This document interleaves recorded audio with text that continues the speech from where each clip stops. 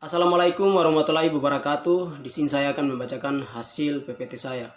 Judulnya Produksi Klaster Teknologi Rahma Lingkungan pada Budidaya Udang oleh Jai Fajar. Pendahuluan. Peningkatan produksi klaster pada budidaya udang pada tahun 2020 yang dilaksanakan di berbagai daerah.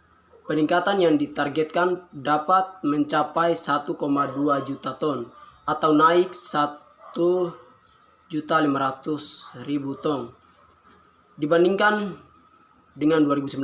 Untuk pelaksanaan target tersebut, beragam cara mulai dilakukan melalui berbagai program. Salah satunya mendukung teknologi yang dapat meningkat produksi dengan cepat dibandingkan dengan tahun-tahun sebelumnya.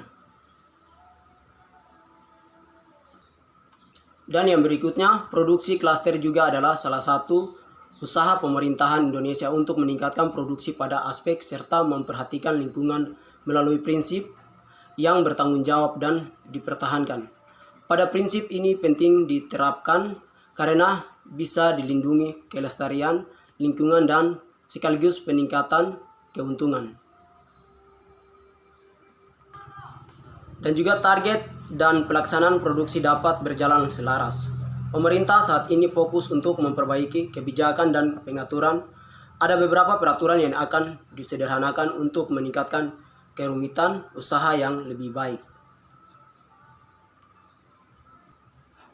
Dan prinsip keberlanjutan pada usaha budidaya berkelanjutan terus dilakukan pemerintah Indonesia dalam beberapa tahun terakhir.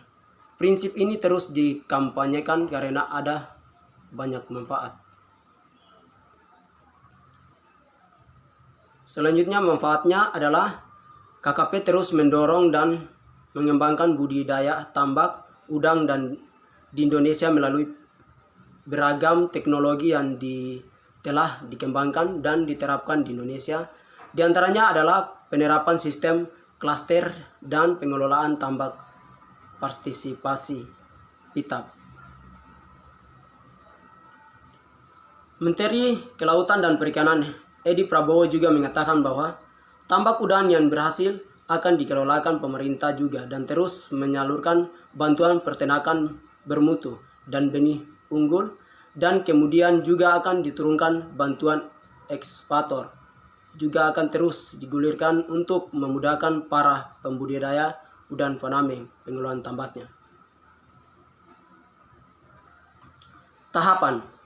Menurut Prabowo, budidaya udang dengan sistem klaster menjadi bagian dari upaya KKP untuk mengembangkan prinsip bertanggung jawab dan pengembangan dalam usaha budidaya perikanan.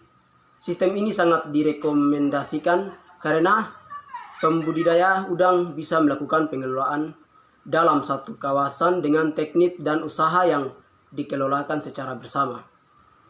Komponen-komponen yang mendukung klaster dalam budidaya udang faname. Yang pertama, usaha KKP. Yang kedua, produktivitas. Yang ketiga, rahma lingkungan. Yang keempat, prinsip PITAP. Yang kelima, Indogap.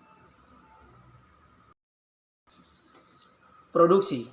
Menteri Kelautan dan Perikanan, pengembangan budidaya tambak udang semakin baik jika prinsip PITAP ikut diterapkan.